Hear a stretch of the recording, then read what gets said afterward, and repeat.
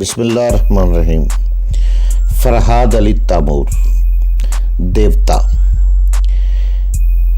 ایک بہت ہی اچھا داستان، ایک ایسے نوجوان کی کہانی جس کی صلاحیتوں نے دنیا بھر کے طاقتور ملکوں اور انسانوں کو دھول چٹا دی۔ اپنے ملک کی بقا کے لیے پوری دنیا سے لڑ گیا، جہاں گیا اپنے نام کا سکہ جمایا، جسے بچپن میں نہ ماں کا پیار ملا نہ باپ کا، جو ماں کی گود کو ترستا رہا، جسے نفرت ہی نفرت ملی۔ تو جناب، اس کی طرف چلنے سے پہلے آپ پلیز چینل کو سبسکرائب کریں، لائک اور شیئر کریں، تاکہ ہر آنے والی قسط آپ کو فوری مل سکے۔ دیوتا، فرحاد علی تیمور، قسط نمبر 107۔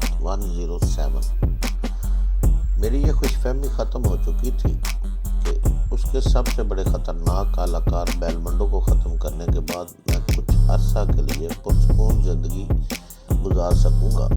فی الحال مجھے بیل منڈو اور اس کے آدمیوں سے نپٹنا تھا، جو مری اور پنڈی کے درمیان تمام علاقوں میں شکاری کتوں کی طرح مجھے سونگھتے پھر رہے تھے، اور آج رات یا کل صبح کسی بھی وقت وہ یہاں پہنچ سکتے تھے۔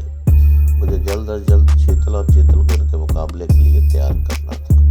اس وقت ڈاک بنگلے میں خاصی چہل پہل تھی۔ فلم یونٹ کے لوگ رات کا کھانا کھا رہے تھے۔ ڈائریکٹر اور پروڈیوسر ایک کمرے میں بیٹھے ہوئے شراب پی رہے تھے۔ ان کے ساتھ ہیروئن کا نام نہاد بھائی بھی پینے میں مصروف تھا۔ میں ان کی سوچ کے ذریعے یہ کوشش کرنے لگا کہ وہ زیادہ سے زیادہ پیتے رہیں اور نشے میں بالکل مدہوش ہو جائے۔ اس وقت بوڑھا چوکیدار میرے لیے کھانا لے آیا۔ میں کھانا کھانے کے دوران سوچنے لگا کہ اب شادہ سے ملاقات نہیں ہو سکے گی۔ میرا دل نہیں چاہتا تھا کہ اسے چھوڑ کر چلا جاؤں۔ ابھی جب وہ مجھ سے رخصت ہو کر گئی تھی تو اس کی آنکھوں سے پیاسی آرزوؤں کے کتنے رنگ جھلک رہے تھے۔ اس کی آنکھیں بہت کچھ کہہ رہی تھی۔ تم کہاں چلے گئے تھے؟ میں پیاسی چڑیا کی طرح اپنے آشیانے سے تمہارے ڈاک بنگلے تک بھٹکتی پھر رہی تھی۔ صدیوں سے قہر آلود بادل ان پہاڑوں کے اندر سمٹنے والی آگ کو نہ بجھا سکے، جو تم ایک رات میں کیسے بجھا سکتے ہو؟ رک جاؤ میرے مسافر، نہ جاؤ، نہ جاؤ۔ میں اس کے بارے میں سوچ سوچ کر پریشان ہو رہا تھا۔ اسے چھوڑ کر جانے کو جی نہیں چاہتا تھا۔ میں نے دل کو سمجھایا، کام پھر آرام۔ بیل منڈو سے نپٹنے کے بعد میں شادہ سے پھر ملوں گا۔ میں نے کھانا کھانے کے بعد بوڑھے چوکیدار سے کہا، بابا میرا کوئی ٹھیک نہیں ہے، پتہ نہیں ہے کہ میں اس وقت یہاں سے کب اور کہاں چلا جاؤں۔ میں پھر واپس آ سکتا ہوں، لیکن یقین سے نہیں کہہ سکتا کہ واپسی کب تک ہوگی۔ اگر جانے سے پہلے میں تمہارے کچھ کام آنا چاہوں تو کیا تم انکار کرو گے؟ بابو، آپ نے یہاں رہنے والے اور کھانے کے اتنے پیسے دیے ہیں کہ آج تک کسی نے نہیں دیے۔ آپ اس سے زیادہ اور کیا کام آ سکتے ہیں؟ میں شرمندہ ہوں کہ آپ کی کوئی مدد یا خدمت نہ کر سکا۔ میں نے کہا، تمہاری ایک جوان بیٹی ہے، تمہیں یقیناً اس کی شادی کی فکر ہوگی۔ تم سوچ بھی نہیں سکتے کہ میں کتنا دولت مند ہوں۔ اگر میں 2-4 ہزار تمہاری بیٹی کی شادی کے لیے دے دوں، تب بھی میرے خزانے میں ایک پیسے کی کمی نہیں آئے گی۔ یہ کہہ کر میں نے ٹیچی کھولی اور اس میں سے 3000 روپے نکال کر اس کی طرف بڑھا دیے۔ اتنے روپے دیکھ کر وہ خوشی سے کانپنے لگا۔ بابو، میں نے آج تک ایسا آدمی نہیں دیکھا جو بغیر کسی غرض یا مطلب کے اتنی بڑی رقم دے دے۔ آپ انسان نہیں، فرشتہ ہے۔ اس کی زبان سے یہ باتیں سن کر مجھے ندامت سی محسوس ہوئی۔ میں اس بوڑھے کو کیسے سمجھاتا کہ بغیر مطلب کے اس دنیا میں کوئی کسی کے کام نہیں آتا۔ اس دنیا میں طرح طرح کے انسانوں اور رنگا رنگ جذبوں کا میلہ لگا ہوا ہے۔ اس میلے میں ایک جوانی دوسری جوانی سے کیسے ٹکرا جاتی ہے، تہذیب کے خلاف موضوع اور جذبے کس طرح بہا کر لے جاتی ہے۔ میں ان باتوں کی تشریح نہیں کر سکتا۔ انسان زندگی کے راستوں پر تمام پابندیوں کو توڑتا ہوا اس دنیا سے گزر جاتا ہے۔ میں بھی اپنی زندگی کے ایک ایک موڑ سے اس طرح گزر رہا تھا۔ بوڑھا چوکیدار روپے لے کر بہت دیر تک مجھے دعائیں دیتا رہا، اس کے بعد چلا گیا۔ میں پھر ایک سگریٹ سلگا کر ایزی چیئر پر بیٹھ گیا اور اس وقت کا انتظار کرنے لگا جب فلم یونٹ کے تمام لوگ سو جاتے اور آئی لینس حاصل کرنے کے لیے میں اپنا کام دکھا سکتا۔ میں آدھی رات تک شیتل اور چیتل کا انتظار نہیں کر سکتا تھا۔ میں نے گھڑی دیکھی، اس وقت رات کے 10 بج رہے تھے۔ کمرے کے باہر ابھرنے والے قدموں کی چاپ سے میں نے اندازہ لگایا ابھی کچھ لوگ جاگ رہے تھے۔ میں ان کے سو جانے کا انتظار کر رہا تھا۔ میں بے وقت نے گلزاری کے لیے سگریٹ اور سلگایا اور ایزی چیئر سے ٹک کر آنکھیں موندی اور ان فتنہ انگیز لمحات سے تصور ہی میں لطف اندوز ہونے لگا جو میں نے شاداں کے سنگ گزارے تھے۔ پربتوں کی اس بیٹی نے مجھے نئی لذتوں سے آشنا کیا تھا۔ میری زندگی میں کتنی ہی لڑکیاں آئیں مگر شاداں ان سب سے مختلف تھی۔ بہت معصوم، سادہ اور پرخلوص۔ اس کی غرض کی ماری دنیا میں اس نے مجھے ہر غرض سے ماروا ہو کر چاہا تھا۔ اس کے ساتھ گزارے ہوئے چند لمحات صدیوں کی رفاقت کا احساس دلانے پر تل گئے، مگر میری زندگی ہنگاموں سے بھرپور تھی۔ میں اپنی جان ہتھیلی پر لیے ایسے ہنگاموں سے پر زندگی میں بھلا کس طرح شاداں کو شامل کر لیتا۔ اسے چھوڑ کر جانے کے خیال سے مجھے بہت دکھ ہو رہا تھا، مگر میں کتنا مجبور تھا۔ میں نے گہری سانس لی اور شاداں کے ذہن میں جھانکنے لگا۔ وہ میرے ہی متعلق سوچ رہی تھی۔ اس کا بابا خوشی سے لرزتی آواز میں اس سے کہہ رہا تھا، شاداں، بابو بہت بڑا اچھا آدمی ہے۔ اس نے مجھے ڈھیر سارے روپے دیے ہیں کہ میں خوب دھوم دھام سے تیری شادی کر سکوں۔ وہ رات کسی وقت چلا جائے گا۔ یہ سن کر شاداں کے دل پر بجلی سی گری۔ اس کا معصوم چہرہ اندھیروں میں ڈوب گیا۔ اس کا بابا جانے کیا کچھ کہتا رہا مگر اس نے کچھ نہ سنا، کچھ نہ کہا۔ اس کے ذہن میں آندھیوں کے چکرے چل رہے تھے۔ وہ اپنی جگہ سے اٹھی اور بستر پر جا کر رکی۔ اس کا بابا میرے دیے ہوئے روپے کو ایک میلی سی تھیلی میں رکھ کر اسے چوری کے خطرے سے گھاس پھوس کی بنی چھت میں چھپا کر رکھ رہا تھا اور شاداں اپنے بستر پر لیٹی بازوؤں میں منہ چھپائی سسک رہی تھی۔ بابا روپے چھپا کر اس کی طرف مڑا، اسے بستر پر لیٹا دیکھ کر کہنے لگا، شاداں کیوں لیٹ گئی؟ روٹی نہیں کھائے گی کیا؟ شاداں کی آنسوؤں سے بھیگی آواز سنائی دی، بابا میرا جی اچھا نہیں۔ شاداں شادی کا سن کر شرما گئی۔ بابو نے اتنے ڈھیر سارے پیسے دیے ہیں، میں تیری شادی اتنی دھوم سے کروں گا کہ بستی میں آج تک کسی لڑکی کی شادی اتنی دھوم سے نہ ہوگی۔ میں تیری شادی میں باجے والوں کو بھی بلواؤں گا۔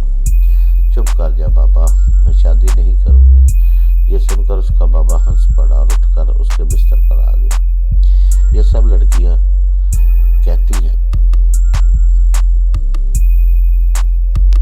پر بیٹیاں تو پرایا دان ہوتی ہیں، ایک نہ ایک دن انہیں بابل کا دروازہ چھوڑنا ہی پڑتا ہے۔ بیٹی کسی غریب کی ہو یا کسی راجا کی، سب ایک دن بیاہ کر پرائے دیش چلی جاتی ہے۔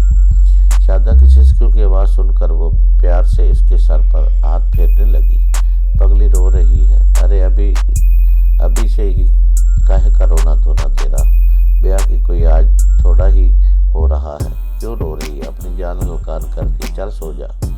اس نے بستر کے کنارے پر رکھا کمبل اٹھا کر اس پر ڈال دیا اور چولہے کے پاس بیٹھ کر روٹی کھانے لگا۔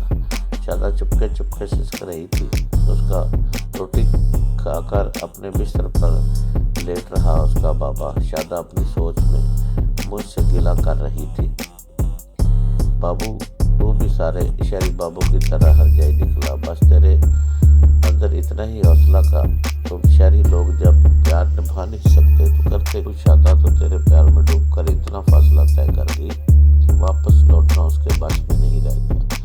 مجھے بیچ راہ میں چھوڑ کر نہ جا بابو، میرے پیار کی لاج رکھ لے۔ میں نے تو اپنا تن من تجھ پہ لٹا دیا ہے، سب کچھ لٹا کے اب میں کیسے جیوں بابو؟ رو رہی تھی اور میرا دل مسلا جا رہا تھا۔ میرے سینے پر رکھ کر وہ کچھ اتنی بھاری چیز تھی جو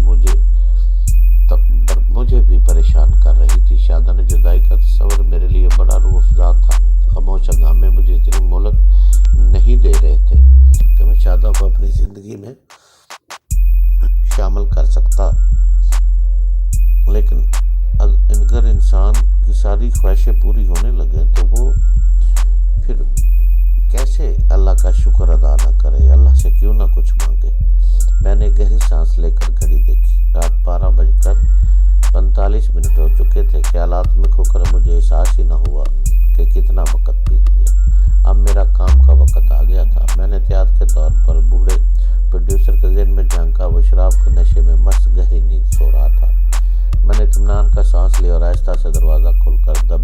प्रोड्यूसर के कमरे की तरफ बढ़ने लगा। दरवाजे के पट बंद थे मगर दरवाज़ा लॉक नहीं था।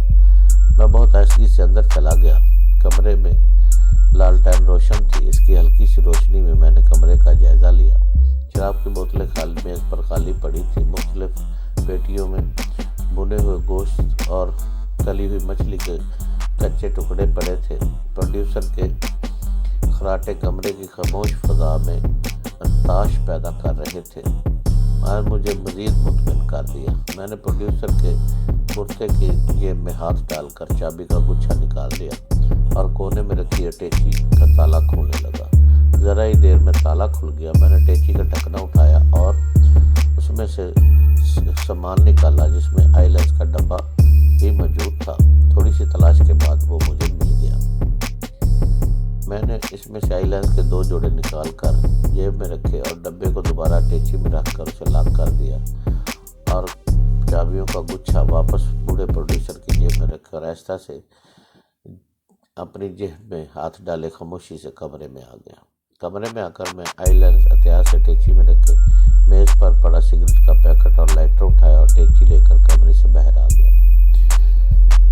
चारों तरफ अंधेरा छाया हुआ था। वादी का हर बासी नींद के खुमार था। हर तरफ सन्नाटा फैला हुआ था। मैंने डाक बंगले के अपने कमरे में लालटेन उठाई और निशेब में उतरने लगा। उस वक़्त शादा मुझे शिद्दत से याद आ रही थी। मेरी ख्वाहिश थी कि जाते जाते उससे मिलता जाऊं। चुनांचे ये मालूम करने के लिए आया वो सो रही है या जाग रही। मैं उसके ज़हन में झांकने लगा। यह जानकर मुझे बेहद खुशी हुई कि वो खुद भी मुझसे मिलना चाहती थी और बाहर आने के लिए अपने बाबा से बहाना कर रही थी कि उसे नींद नहीं आ रही। वो अपनी सखी रेशमा के पास बातें करने जा रही है, जल्दी लौट आएगी। आने की तकीद करके उसके बाबा ने उसे जाने की इजाज़त दी। वो झोंपड़ी से निकलकर डाक बंगले की तरफ आने लगी। मेरे कदमों में तेज़ी आ गई। वो उधर से आ रही थी। मेरे हाथ में लालटेन थी जिसकी रोशनी देखकर वो ठठक कर अपनी जगह खड़ी हो गई। मैंने लालटेन ऊंची की और अपने चेहरे के करीब कर ली। रोशनी में मेरा चेहरा उजागर हुआ तो वो मुझे पहचान कर दीवानावार भागती हुई आकर मुझसे लिपट गई। सिसकियाँ लेते हुए शिकवा करने लगी। बाबू तो अपनी शादा को छोड़कर क्यों जा रहा है? वो तेरे बिना मर जाएगी। बाबू मुझे छोड़कर ना जा। उसकी आवाज़ में सैकड़ों आंसू की नमी थी और उसका गुदाज बदन हौले हौले कांप रहा था। इससे किसी अजीज मताह की तरफ अपने बाजू में संभाले एक बड़े से हरे भरे टेले की ओट में आ गया। मैं सब्जे के फर्श पर बैठ रहा और उसका सर प्यार से अपने जानों पर रख लिया।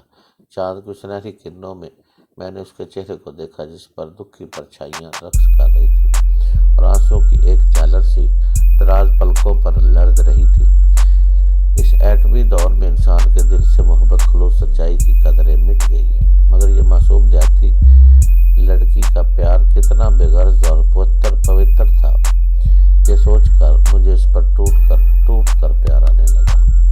उसके रुखसारों पर जो आंसू बह रहे थे, मैंने इन आंसू को अपने होठों में जज़्ब करते हुए मध्यम सी सरगोशी में कहा, शादा ना रो, तेरा बाबू तेरे आंसू नहीं देख सकता।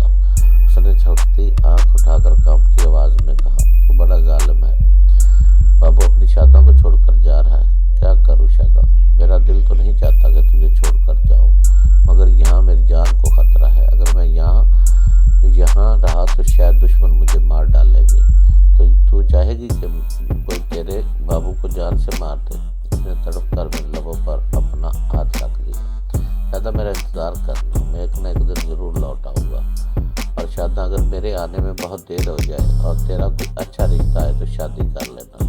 मैं ज़िंदगी भर तेरा इंतज़ार करूँगी बाबू। नहीं शादा, ज़िंदगी इतनी सस्ती नहीं होती कि उसे इंतज़ार की भेंट चढ़ा दिया जाए।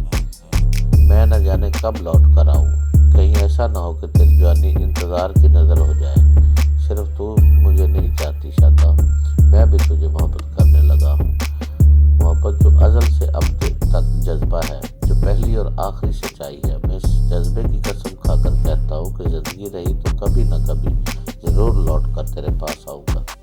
तसल्ली देते हुए मुझे अपने लहजे के खोखलेपन का शदीद एहसास हुआ। एक तरफ ज़िंदगी और उसके फितरी तकाज़ों से भरपूर एहसास दिल था और दूसरी तरफ हंगामे और ख़तरात थे जो इजाज़त न देते थे कि मैं इन फितरी तकाज़ों को पूरा कर सकूँगा। اس وقت مجھے اپنی بے بسی کا شدت سے احساس ہوا۔ میرا دل چاہا سارے ہنگامے، سارے خطرات سے دور بھاگ جاؤں اور میں شادہ کی ریشمی زلفوں کی چھاؤں میں زندگی بتا دوں، مگر حقیقتیں منہ پھاڑے مجھے نگلنے کو تیار بیٹھی تھی۔ بابو میں تجھے بہت یاد کروں گی۔ اس کی آواز بہت مدھم تھی اور اس آواز میں عجیب سی اداسی اور دکھ کا اضطراب چھپا تھا۔ میں جہاں بھی رہوں گا تجھے یاد کرتا رہوں گا شادہ، وقت بہت تھوڑا ہے، ان لمحات کو امر بنا لے۔ کچھ دیر بعد میں ٹیچی اور لالٹین اٹھا کر کھڑا ہو گیا اور اسی درخت کی طرف چل پڑا جہاں کل میں نے اپنا میک اپ کیا تھا اور پھر اتارا تھا۔ وہاں پہنچ کر میں نے شیتل اور چتل کو کال کیا۔ چند لمحے بعد میرے سامنے تھے۔ میں نے ان اشاروں میں سمجھایا کہ میں آئی لینس لے آیا ہوں اور اسے تم دونوں کی آنکھوں میں لگانا ہے۔ میرا مطلب سمجھ کر دونوں میرے سامنے بیٹھ گئے۔ میں نے ٹیچی کھول کر اس میں سے آئی لینس نکالا اور ذرا سی کوشش کے بعد ان دونوں کی آنکھوں میں بڑی مہارت سے آئی لینس فٹ کر دیے۔